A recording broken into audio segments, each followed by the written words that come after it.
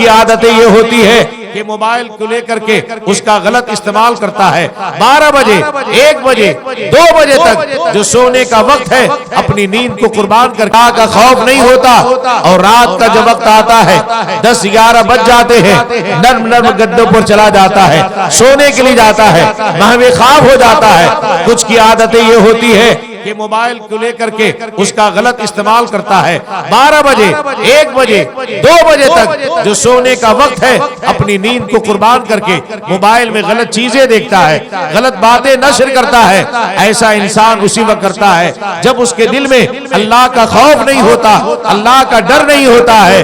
तो ऐसा बंदा जो होता है, ऐसा होता है कि जो भी चाहता है गुनाह करता है, बेबाकी से गुनाह करता है, जो भी चाहता है गुनाह कबीरा करता है, इसलिए कि उसके दिल में अल्लाह का डर नहीं। और जिसके दिल में अल्लाह का डर नहीं होता है वो गुनाह करता चला जाता है। लेकिन जिसके दिल में अल्लाह का डर होता है, अल्लाह का खौफ होता है, नबी की मोहब्बत होती है, उसका कदम जब भी उठता है तो मस्जिद की तरफ उठता है। कहिए सुभान अल्लाह। उसका कदम जब भी उठता है तो खाने खुदा की तरफ उठता है। उसका कदम जब भी उठता है तो नेक रास्तों में उठता है। उसका कदम जब भी उठता है शरीयत के मुताबिक उठता है। उसका कदम जब भी उठता है तो शरीयत के दायरे में रहकर उठता है। वो जिंदगी गुजारता है तो सुन्नत मुस्तफा के मुताबिक। उसका उठना बैठना होता है सुन्नत मुस्तफा के मुताबिक। उसका चलना होता है सुन्नत मुस्तफा के मुताबिक। उसका खाना होता है सुन्नत मुस्तफा के मुताबिक। ऐसा बंदा उस वक्त करता है जब अल्लाह का डर हो जाता है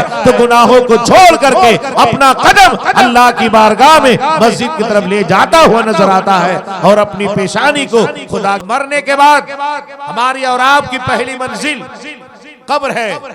कब्र ही से हिसाब किताब शुरू हो जाएगा, कब्र ही से ठुकाई शुरू हो जाएगी। अगर आपने नमाज की पाबंदी ना की है, अपनी मस्जिदों को आबाद नहीं किया है, आपकी पेशानियों में अगर सजदे की तड़प नहीं है, आपके दिल में अगर अल्लाह का खौफ नहीं, शरीयत के खिलाफ पूरी जिंदगी आपने गुजार दिया, शरीयत के हुक्म की पामाली कर दिया और शरीयत के हुक्म को नहीं माना, तो याद रखो कि मरने के बाद कब्र ही से हिसाब किताब शुरू हो जाता है। लेकिन जो बंदा दुनिया में रहता है, अल्लाह से डरता रहता है, अल्लाह का खौफ खाता रहता है, अपनी मस्जिदों को आबाद करता है, उसकी पेशानियों में सजदे की तड़प होती है, उसके दिल में अल्लाह का खौफ होता है, नबी की मोहब्बत होती है, बुजुर्गान दीन की अकीदत होती है, दुनिया में रहता है तो शादो आबाद रहता है। जब मर जाता है तो उसका चेहरा फूल की तरह खिलता नजर आता है। मरता है तो ऐसा मालूम होता है कि मुस्कुराता नजर आता है। या ऐसा उसी वक्त होता है जो बंदा अल्लाह की बारगाह में बंदगी करता है और अपनी पेशानी को झुकाता हुआ नजर आता है। आज जिनकी बारगाह में खिराज अकीदत पेश करने के लिए हाजिर है, जिन्हें हम अपनी जबान में बड़े पीर कहते हैं, गौसे आजम कहते हैं, पीराने पीर कहते हैं, कुतबे रब्बानी कहते हैं, किंदीले नूरानी कहते हैं, शमे बज़्मे इरफानी कहते हैं, पीरे लासानी कहते हैं, महबूबे सुभानी कहते हैं, कुतबे रब्बानी कहते हैं, शहबाज़े लामकानी कहते हैं। हम और आप अकीदत से अब्दुल कादिर जिलानी कहते हैं। वैसे पीर जो पीर ही नहीं है बल्कि पीरों के पीर है, जिनकी बारगाह से विलायत मिलती है, जिनकी बारगाह से शेखियत मिलती है, जिनकी बारगाह से इल्म मिलता है, जिनकी बारगाह से फजल मिलता है। इसलिए तो शायर कहता है औलिया के बारे में कि इल्म देते हैं, नूर देते हैं और कल्बी सुरूर देते हैं। कहिए सुभान अल्लाह। इल्म देते हैं, नूर देते हैं। अल्हम्दुलिल्लाह अल्हम्दुलिल्लाह रब्बिल आलमीन वल आक़िबतु लिल मुत्तक़ीन वस्सलातु वस्सलामु अला सय्यिदिल मुरसलीन व अला आलिहि व असहाबिहि व अहले बैतिहि व शुहदाए महब्बतिहि व औलियाए उम्मतिहि अजमईन। अम्मा बाद फ़ौज़ु बिल्लाहि मिनश शैतानिर रजीम। बिस्मिल्लाहिर रहमानिर रहीम। या अय्युहल्लज़ीना आमनु तक़ुल्लाह व कूनू मअस सादिक़ीन।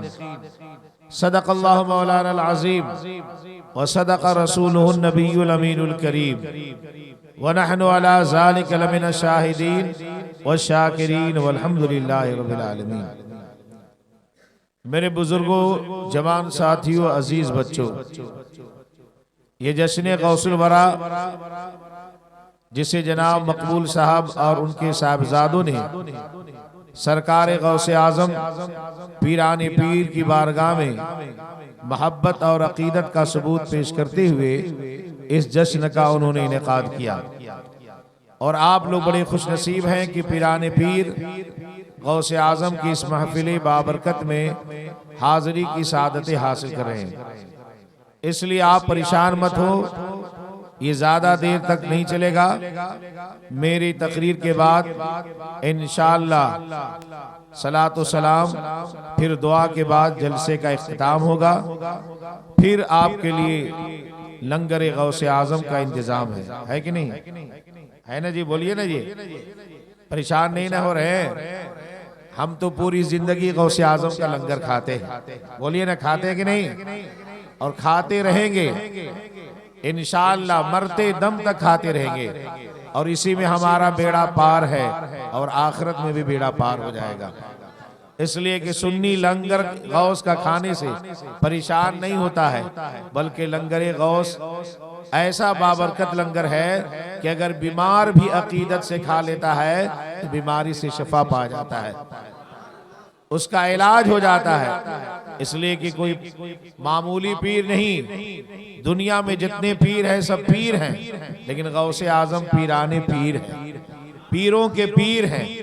दुनिया में और वली आए तो कोई गौस हुए, कोई कुतुब हुए, कोई अब्दाल हुए, लेकिन सरकार आजम और सरकार गौसे आजम ऐसे हैं जो गौसी नहीं है बल्कि गौसे आजम है, कुतुबी नहीं है, कुतुबे आजम है, अब्दाल ही नहीं है, अब्दाल आजम है, सरदार औलिया है, शहनशाह औलिया।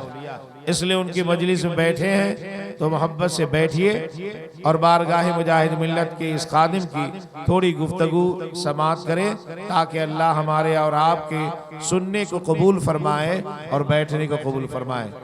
मिंबर नूर पर देख रहे हैं, एक तरफ हाफिज और कारी बदर आलम साहब जलवाबार है, दिगर उलमाए किराम मद्दहान खैरुल अनाम मुझसे कबल और पेशतर शायर अहले सुन्नत बुलबुल बाग मदीना जनाब माजिद अजहर साहब अपना बेहतरीन कलाम और बेहतरीन लबो लहजे में सुना रहे थे और हम आप सुन करके मस्त हो रहे थे।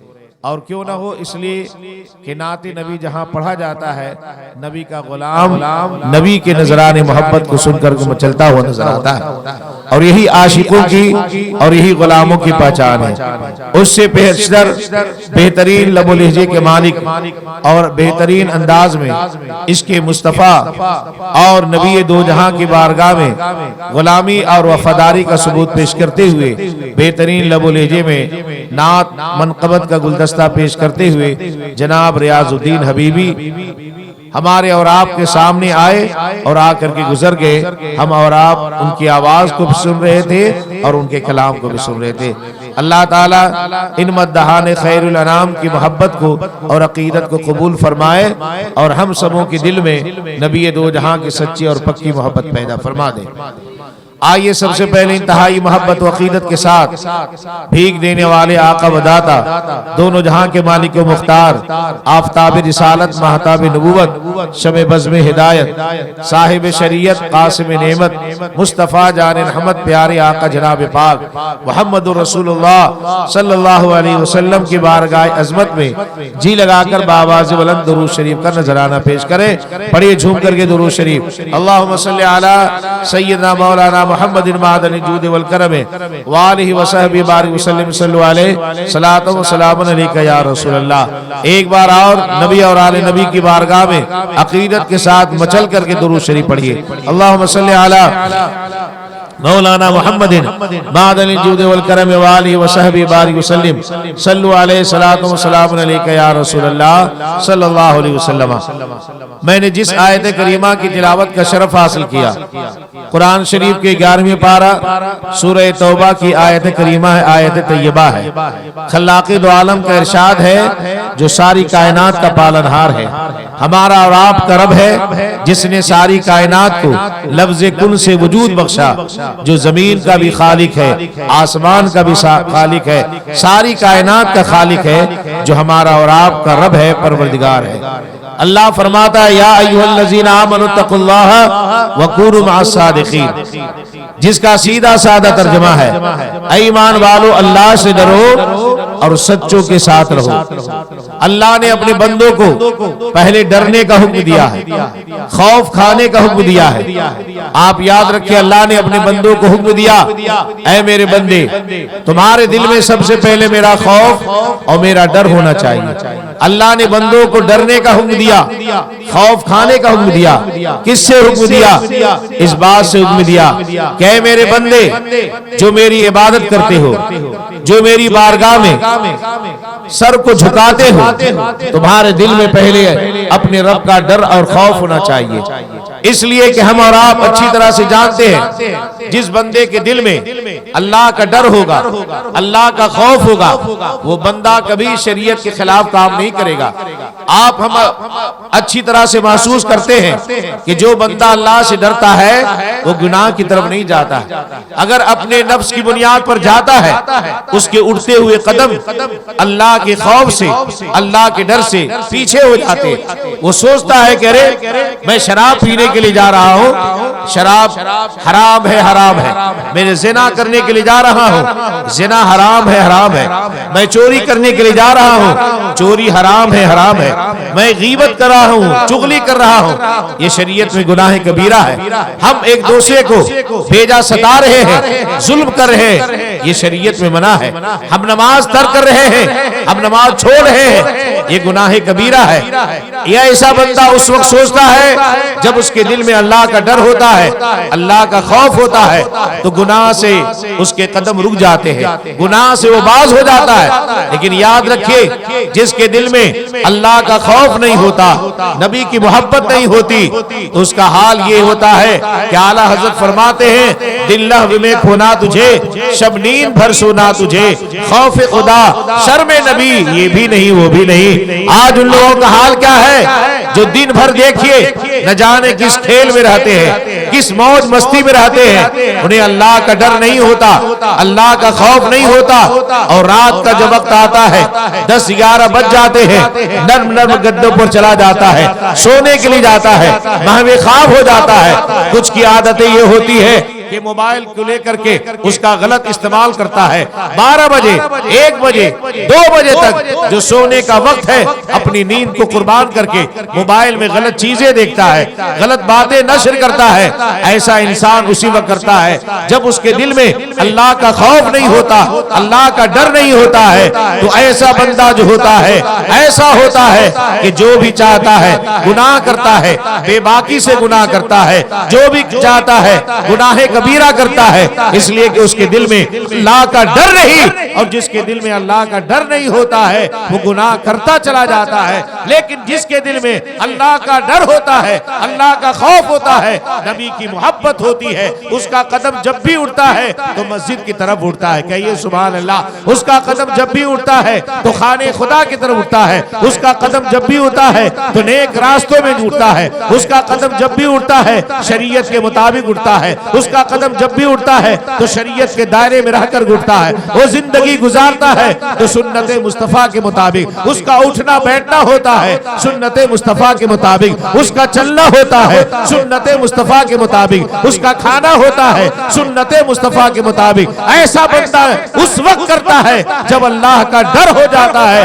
तो गुनाहों को छोड़ करके अपना कदम अल्लाह की बारगाह में मस्जिद की तरफ ले जाता हुआ नजर आता है और अपनी पेशानी को खुदा की बारगाह में झुकाता नजर आता है। बेशक सुभान अल्लाह। लेकिन जो डरता नहीं, वो समझता है दुनिया सब कुछ है, जितना कमाना है कमा लो, जिस कदर मौज मस्ती करनी है कर लो, जिस तरह से अय्याशी और फहाशी का मुजाहरा करना है कर लो। लेकिन मेरे दोस्तों याद रखो, ये दुनिया है, लेकिन याद रखिए दुनिया ही तक तुम्हें नहीं रहना है, दुनिया ही तक हमें नहीं रहना है, मरना तो है कि नहीं? तो बोलिए ना, मरना है कि नहीं? कोई दुनिया में नहीं रहेगा। हर शय को, हर जानदार को मौत का मजा चखना है। तो मरने के बाद हमारी और आपकी पहली मंजिल कब्र है, कब्र ही से हिसाब किताब शुरू हो जाएगा। कब्री से ठुकाई शुरू हो जाएगी। अगर आपने नमाज की पाबंदी ना की है, अपनी मस्जिदों को आबाद नहीं किया है, आपकी पेशानियों में अगर सजदे की तड़प नहीं है, आपके दिल में अगर अल्लाह का खौफ नहीं, शरीयत के खिलाफ पूरी जिंदगी आपने गुजार दिया, शरीयत के हुक्म की पामाली कर दिया और शरीयत के हुक्म को नहीं माना, तो याद रखो कि मरने के बाद कब्र ही से हिसाब किताब शुरू हो जाता है। लेकिन जो बंदा दुनिया में रहता है, अल्लाह से डरता रहता है, अल्लाह का खौफ खाता रहता है, अपनी मस्जिदों को आबाद करता है, उसकी पेशानियों में सजदे की तड़प होती है, उसके दिल में अल्लाह का खौफ होता है, नबी की मोहब्बत होती है, बुजुर्गान दीन की अकीदत होती है, दुनिया में रहता है तो शादो आबाद रहता है। जब मर जाता है तो उसका चेहरा फूल की तरह खिलता नजर आता है, मरता है तो ऐसा मालूम होता है कि मुस्कुराता नजर आता है। या ऐसा उसी वक्त होता है जो बंदा अल्लाह की बारगाह में बंदगी करता है और अपनी पेशानी को झुकाता हुआ नजर आता है। आज जिनकी बारगाह में खिराज अकीदत पेश करने के लिए हाजिर है, जिन्हें हम अपनी जबान में बड़े पीर कहते हैं, गौसे आजम कहते हैं, पीराने पीर कहते हैं, कुतबे रब्बानी कहते हैं, किंदीले नूरानी कहते हैं, शमे बज़्मे इरफानी कहते हैं, पीरे लासानी कहते हैं, महबूबे सुभानी कहते हैं, कुतबे रब्बानी कहते हैं, शहबाज़े लामकानी कहते हैं, हम और आप अकीदत से अब्दुल कादिर जिलानी कहते हैं।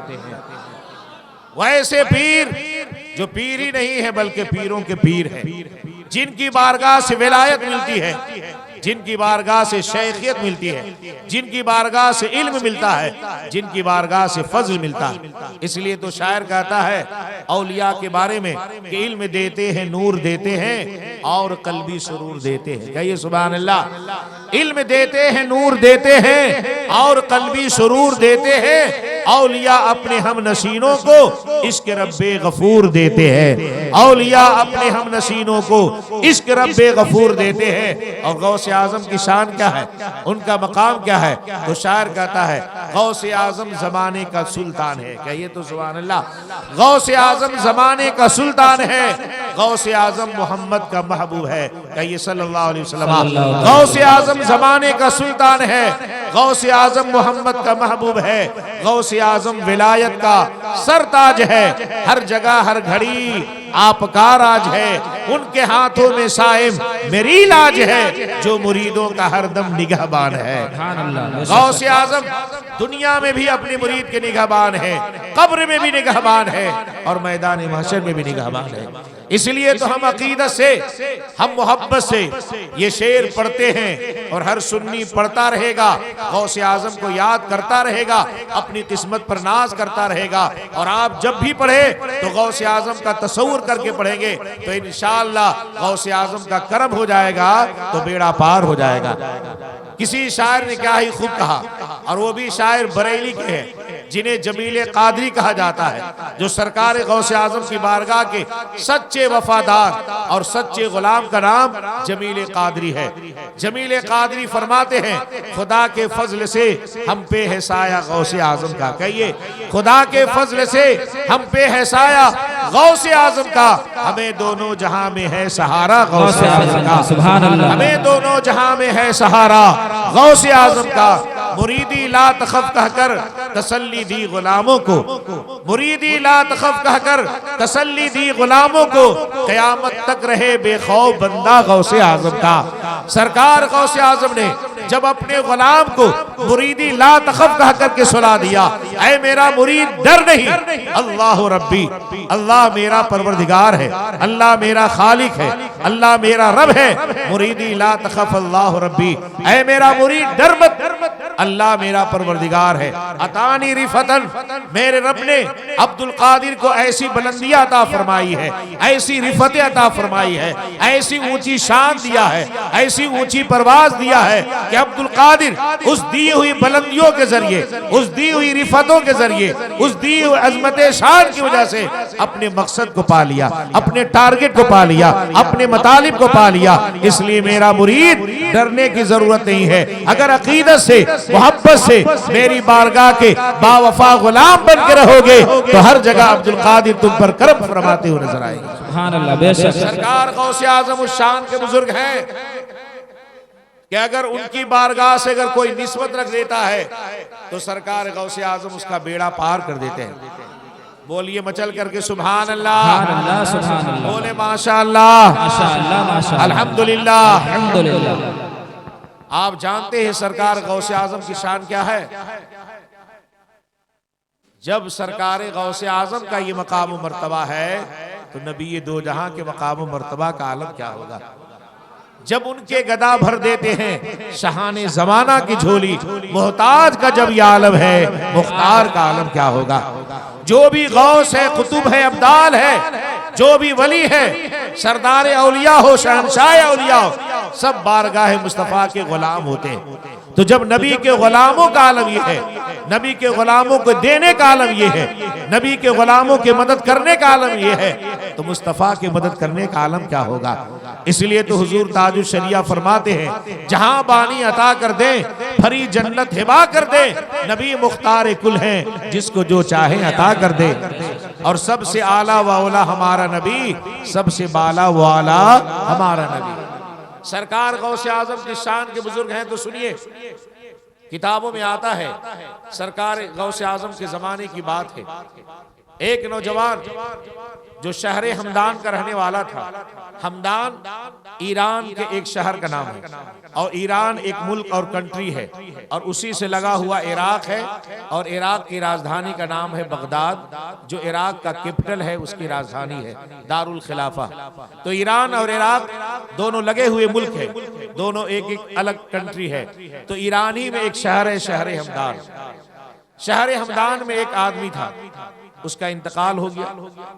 जब उसका इंतकाल हो गया तो उसके मरने के बाद उसके वफादार बेटे ने, जो एक ही बेटा था लेकिन बाप का लायक और सआदतमंद बेटा था, अल्लाह हर मुसलमान को बेटा दे तो वफादार और फर्माबरदार बेटा दे। अरे दुआ तो करिए, बेटा होना कोई कमाल नहीं है, किसी को 12 बेटे भी हो जाते हैं, सब नालायक है तो चौपट है कि नहीं? अरे बेकार है कि नहीं? और अगर किसी का एक ही बेटा है, अगर माँ बाप का फर्माबरदार बेटा है, सआदतमंद बेटा है, माँ बाप की बात मानता है, माँ बाप के हुक्म की तामील करता है, माँ बाप की खिदमत करता है, वो बेटा काबिल मुबारकबाद है। लेकिन किसी का 12 बेटा है लेकिन माँ बाप को हुक्म नहीं मानता, माँ बाप की खिदमत नहीं करता, माँ बाप दवाओं के लिए तड़पते हैं, बिस्तर पर पड़े रहते हैं, कोई पुरसाने हाल नहीं है, माँ बाप को खाना नहीं देता है, ऐसे औलाद का होना और ना होना बराबर है कि नहीं? बोलिए तो, होना और ना होना बराबर है। आपको मालूम होना चाहिए सरकार मुजाहिद मिल्लत की कोई औलाद न थी। किसी ने पूछा, सरकार आप दूसरे के लिए दुआ करते हैं तो आपकी दुआ की बरकत से अल्लाह उसे साहिब औलाद करता है, उसे बेटा देता है, किसी को बेटी देता है, और आप बेटे से खाली हैं, यानी आपकी औलाद नहीं है।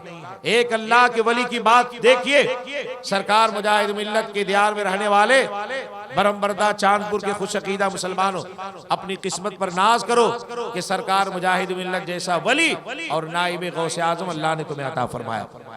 कोई मामूली शख्सियत का नाम मुजाहिद मिल्लत नहीं, किसी रईस के बेटे का नाम मुजाहिद मिल्लत नहीं था, बल्कि हकीकत में गौसे आजम की करामत का नाम सरकार मुजाहिद मिल्लत था, आला हजरत के इंतखाब का नाम सरकार मुजाहिद मिल्लत था, हुज्जतुल इस्लाम की दुआओं का नाम सरकार मुजाहिद मिल्लत था, हम सबों के लिए अल्लाह की बड़ी अमानत का नाम सरकार मुजाहिद मिल्लत था।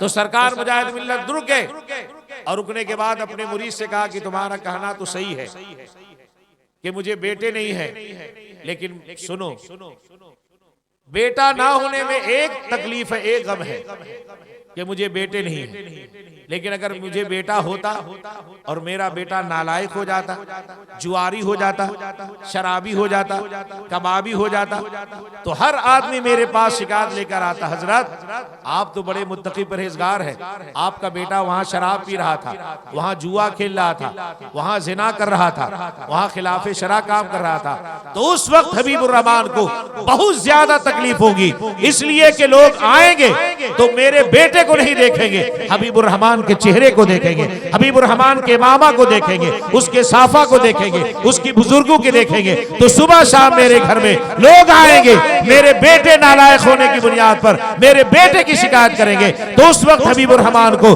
बहुत तकलीफ होगी।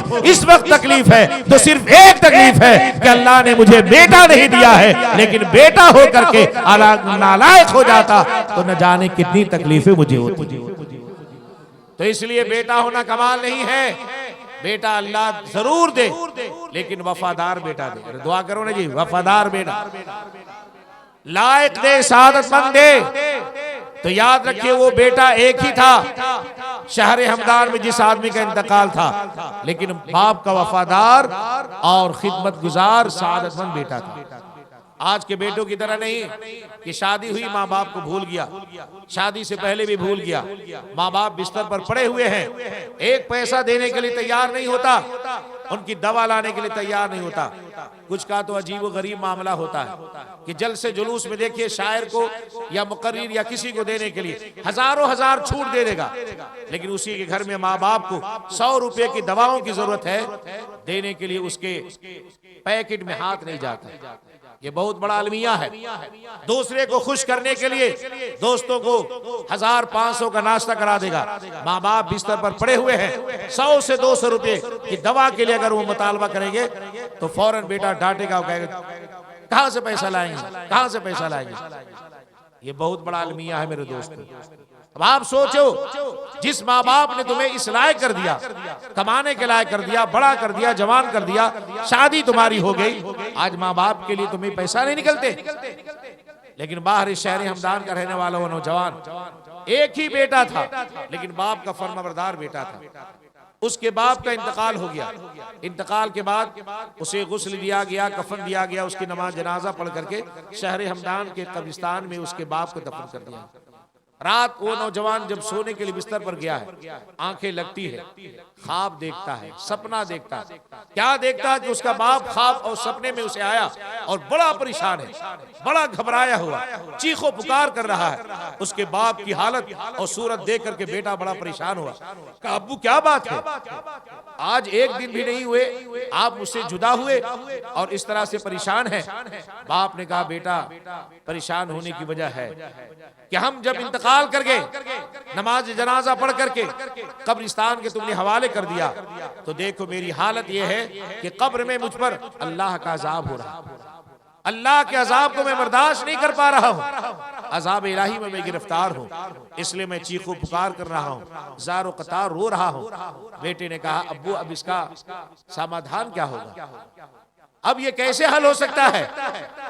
उसके बाप ने कहा बेटा एक सूरत है, अभी इराक में बगदाद में एक ऐसा अल्लाह का वली है जिसे वली ही नहीं कहा जाता है, सरदार औलिया कहा जाता है, शहनशाह औलिया कहा जाता है, सुल्तान औलिया कहा जाता है, शहनशाह बगदाद कहा जाता है, जिसे पीर ही नहीं कहा जाता है, पीराने पीर कहा जाता है, जिसे गौसे आजम कहा जाता है, जिसे अब्दुल कादिर जिलानी के नाम से जाना और पहचाना जाता है।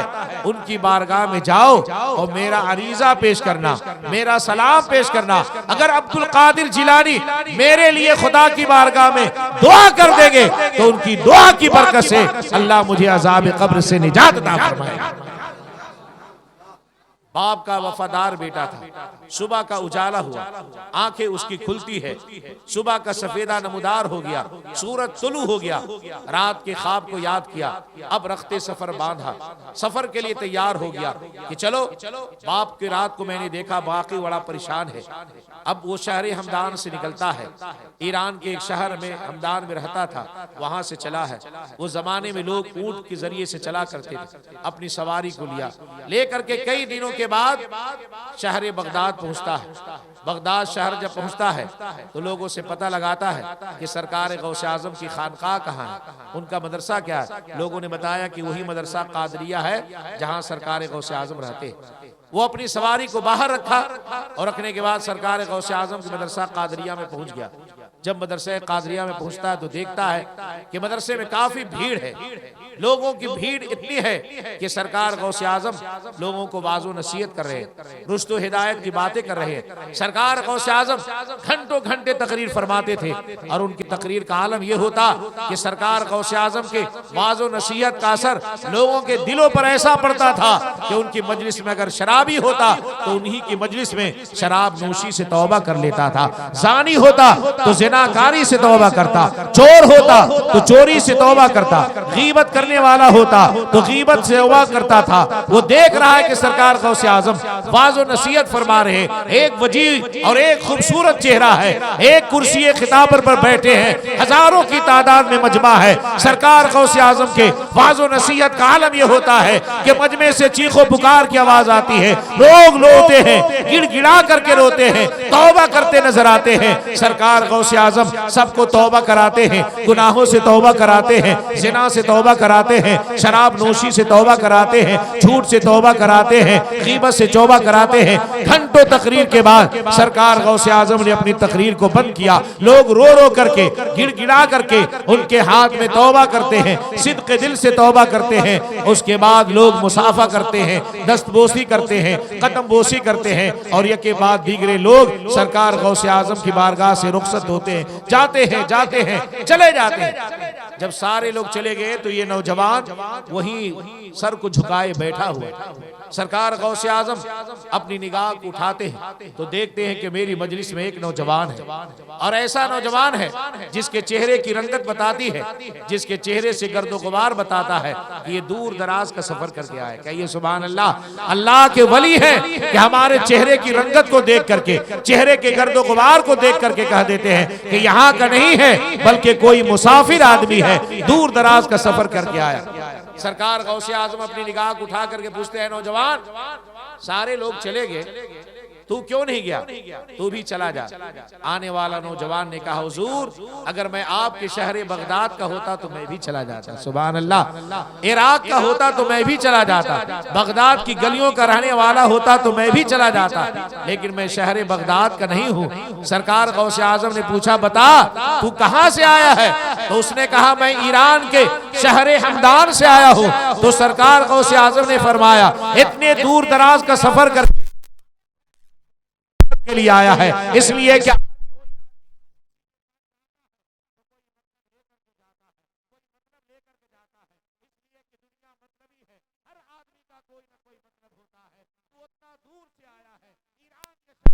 से मेरी बारगाह में आया है, क्या मकसद लेकर आया है, क्या मुद्दा लेकर आया है? आने वाले नौजवान ने कहा, हुजूर आपने सही कहा है, कोई आदमी किसी के पास बगैर मकसद के लिए नहीं जाता, मैं भी आया हूँ तो एक मकसद लेकर आया हूँ, एक मुद्दा लेकर गया हूँ। कहिए सुभान अल्लाह।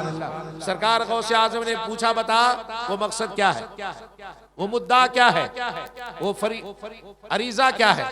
आने वाले नौजवान ने कहा, हुजूर सबसे पहले तो मेरे बाप का सलाम कबूल करिए, मेरे बाप ने आपको सलाम कहा। सरकार गौसे आजम ने सलाम का जवाब दिया। कहा, हुजूर मेरे बाप ने अरीजा पेश किया है। सरकार गौसे आजम ने फरमाया, क्या अरीजा पेश किया? तो कहा, सरकार अभी कुछ दिन पहले मेरे बाप का इंतकाल हो गया, मरने के बाद उसी दिन रात ख्वाब और सपने में मैंने अपने बाप को देखा कि मेरा बाप बड़ा परेशान है, चीखो पुकार कर रहा, उसके चेहरे की हालत बता रही है कि अजाब इलाही में गिरफ्तार है।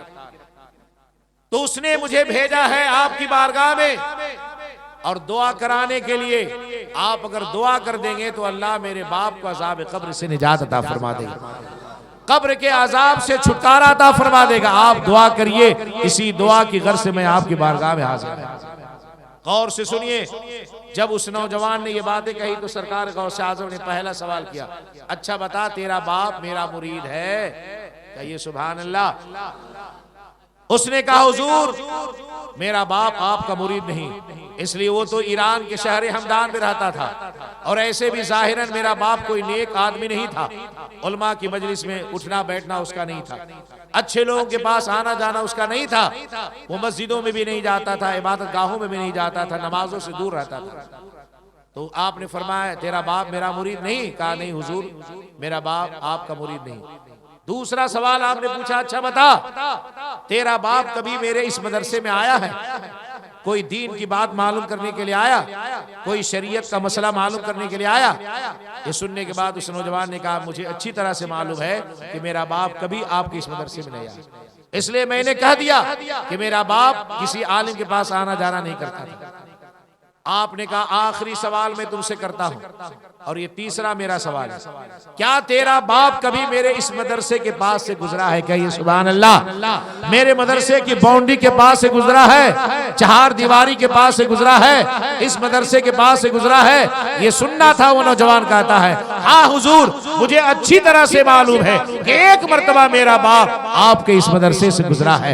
इतना सुनना था कि सरकार गौसे आज़म ने पूछा वो कैसे गुजरा है? वो कहा हुजूर, मुझे अच्छी तरह से मालूम है, जब मैं बालिग हो गया था, जवान हो गया था, तो एक मर्तबा मेरा बाप मुझे बोलता है, ऐ मेरे बेटे, तुम मेरे इकलौते बेटे हो लेकिन फर्माबरदार बेटे हो। मैं देख रहा हूं कि मेरी तबीयत आए दिन खराब हो रही है, किसी न किसी दिन मेरा इंतकाल हो जाएगा, लेकिन मेरा बेटा, मैं चाहता हूं कि मैं अपनी जिंदगी में तुझे इराक शहर दिखा दूं, बगदाद की मंडी दिखा दूं, बगदाद का मार्केट दिखा दूं। इसलिए मेरा बाप एक मर्तबा माले तिजारत लेता है और लेकर के शहर हमदान से चलता है और मुझे भी साथ लेता है कि मेरे बेटे चलो मेरे साथ, ताकि देख लो कि तिजारत कैसी की जाती है, बगदाद कैसे पहुंचा जाता है। तो मेरा बाप मुझे साथ लेकर के शहर हमदान से चलता है, तिजारत का माल लेकर के आता है, बगदाद की मंडी और मार्केट में आता है, माल तिजारत को बेचता है, बेचने के बाद काफी नफा कमाता है। नफा कमाने के बाद जब मेरा बाप अपने मुल्क वापस जा रहा था तो आपके इसी मदरसे के पास से गुजर करके जा रहा था, इसी मदरसे की चार दीवारी से, इसी बाउंड्री से गुजर के जा रहा था। इसलिए कि मैंने इस मदरसे की बाउंड्री को देख करके पहचान लिया कि मेरे बाप का कुछ साल पहले गुजर हुआ था तो इसी मदरसे के पास से हुआ था। या रसूल अल्लाह, जिंदाबाद जिंदाबाद जिंदाबाद जिंदाबाद जिंदाबाद जिंदाबाद। सुभान तो आपने जब ये सुना, सरकार गौसे आजम ने अपनी निगाह को झुका लिया और मुराकबा में चले गए, आंखें बंद कर लिया। और यही अल्लाह के वलियों की शान है। हम और आप किसी को देखते हैं तो आंख खोल करके देखते हैं, देखते कि नहीं? आप मुझे देख रहे हैं, मैं आपको देख रहा हूं, आपकी भी आंखें खुली है, मेरी भी आंखें खुली है। अगर मैं आंखें बंद कर लूं तो मुझे कुछ नजर नहीं आएगा, आप आंख बंद कर लें कुछ भी नजर नहीं आएगा। तो आम आदमी अगर देखता है तो आंख खोल करके देखता है, लेकिन अल्लाह के वलियों की शान होती है, अगर किसी चीज को देखना होता है तो आंखें जब बंद करता है तो उसका आलम यह होता है कि कब्र से लेकर के लौहे महफूज की तहरीर उसकी निगाहों के सामने होती है, कब्र की मंजिल से लेकर के आसमान की बुलंदी सब उसकी निगाहों के सामने होती है। इसी को शायर कहता है, उल्टे ही चाल चलते हैं दीवान गाने इश्क, आंखों को बंद करते हैं दीदार के लिए। सरकार गौसे आजम ने निगाहों को झुकाया, मुराकबा किया, थोड़ी देर के बाद उठाते हैं और कहते हैं नौजवान चला जा, तू भी कामयाब हो गया, तेरा बाप भी कामयाब हो गया। जो मकसद लेकर के आया था अपने मकसद में तू कामयाब हो गया, चला जा, वापस हो जा, तू अपने मकसद में कामयाब हो गया। अल्लाह जज़ाए खैर अता फरमाए। तू अपने मकसद में कामयाब हो गया, चला जा। जो मकसद लेकर आया था अपने मकसद में कामयाब हो गया। वो उल्टे कदम नौजवान चलता है, फिर अपने शहर हमदान ईरान पहुंच जाता है। 2-3 दिन के बाद पहुंच गया। पहुंचने के बाद फिर उस दिन रात को जब सोता है ख्वाब और सपना देखता है। क्या ख्वाब देखता है कि फिर उसके ख्वाब और सपने में उसके वालिद आते। कहिए तो सुभान अल्लाह, सुभान अल्लाह। घबराइए नहीं, ज्यादा वक्त नहीं लूंगा। अरे गौस का लंगर खाना, लेकिन उससे पहले गौस का फैजान लेते नजर आइए। गौस की बात सुनेंगे तो दिल के अंदर रह जाएगी, तो दिल रोशन हो जाएगा। गौसे आजम के वाकयात सुन करके दिल मुनव्वर हो जाएंगे। वो नौजवान जब पहुंचा अपने शहर हमदान 2-3 दिन के बाद, फिर उसी दिन रात को जब सोता है तो ख्वाब और सपने में अपने वालिद को देखता है।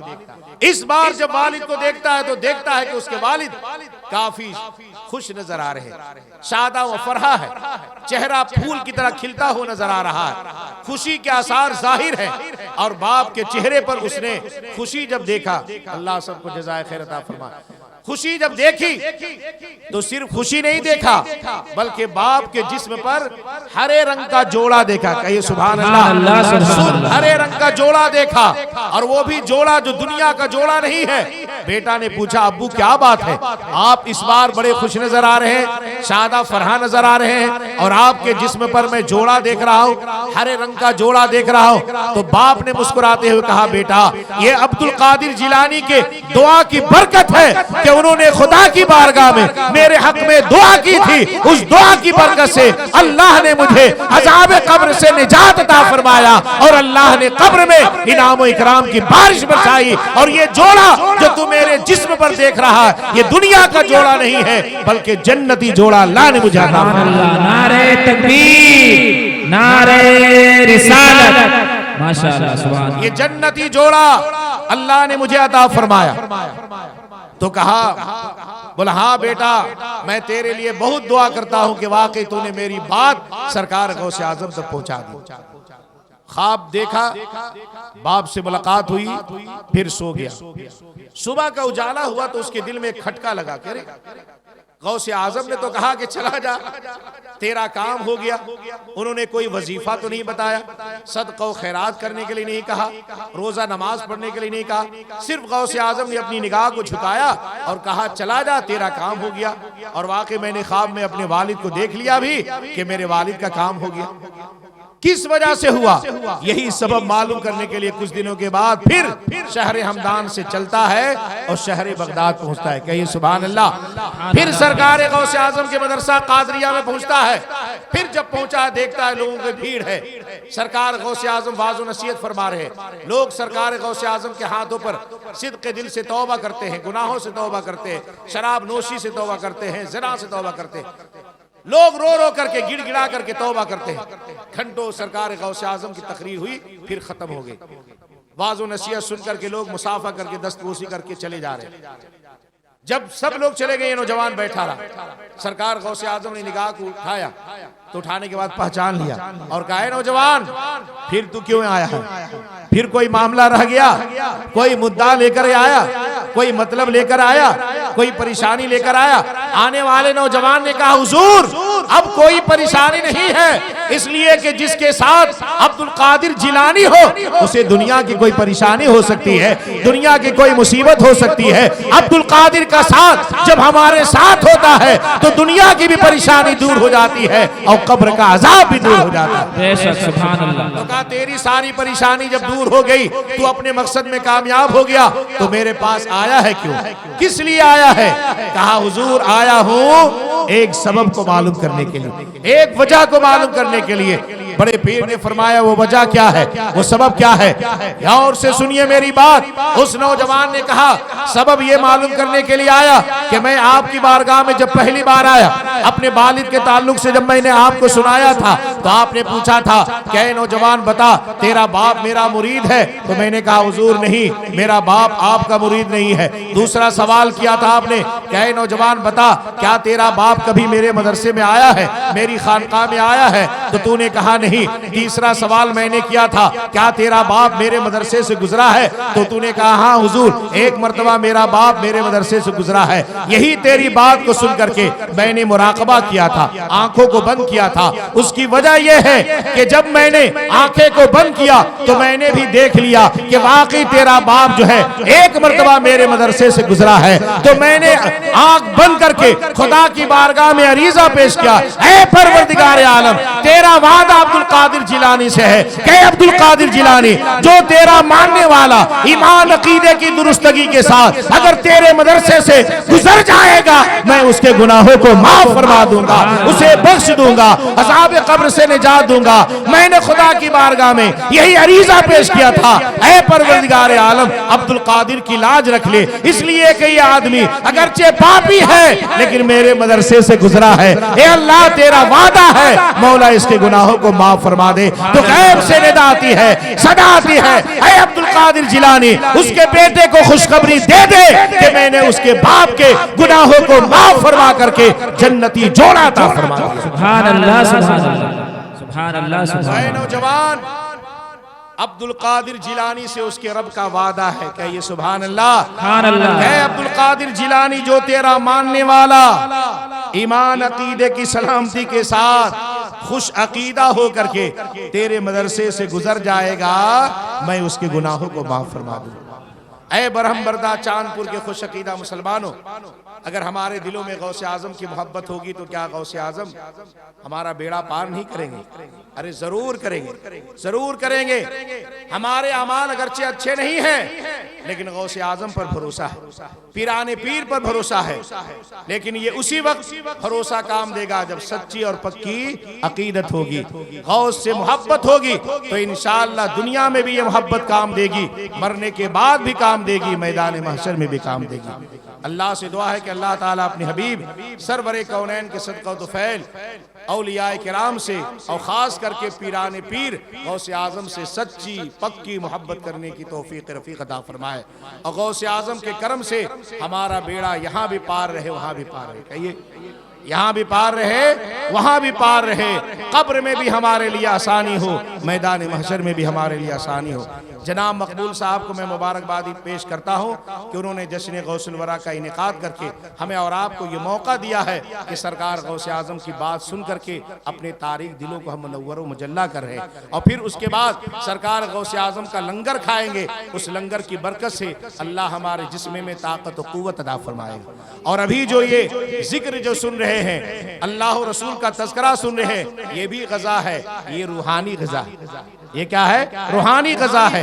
अल्लाह रसूल का जिक्र सुनना ये रूहानी ग़ज़ा है, इससे ईमान अकीदा तरोताज़ा होता है। और जो खाना खाते हैं वो भी ग़ज़ा है, वो जिस्मानी ग़ज़ा है। लंगर खाओगे तो हाथ पैर मजबूत होगा, बदन मजबूत होगा, बॉडी स्ट्रांग होगा, लेकिन अल्लाह रसूल का जिक्र सुनोगे तो ईमान अकीदा तरोताज़ा हो जाएगा। आप रूहानी ग़ज़ा भी खा रहे हैं, जिस्मानी ग़ज़ा खाने के लिए तैयार हो जाइए। अल्लाह से दुआ है कि अल्लाह ताला हमारी और आपकी हाज़िरी को कबूल फरमाए, और जनाब मकबूल साहब के कारोबार में अल्लाह खूब तरक्की अता फरमाए। हर सुन्नी जन्नती मुसलमान के कारोबार में अल्लाह तरक्की अता फरमाए। जिसके घर में जो भी बीमार है अल्लाह सबको सेहत कामिला आजिला अता फरमाए। गौसे आज़म जिंदाबाद, मुसलमानाने बरहमबरदा पाइंदाबाद। अस्सलामु अलैकुम व रहमतुल्लाहि व बरकातुहू। खड़े सलातो सलाम के लिए।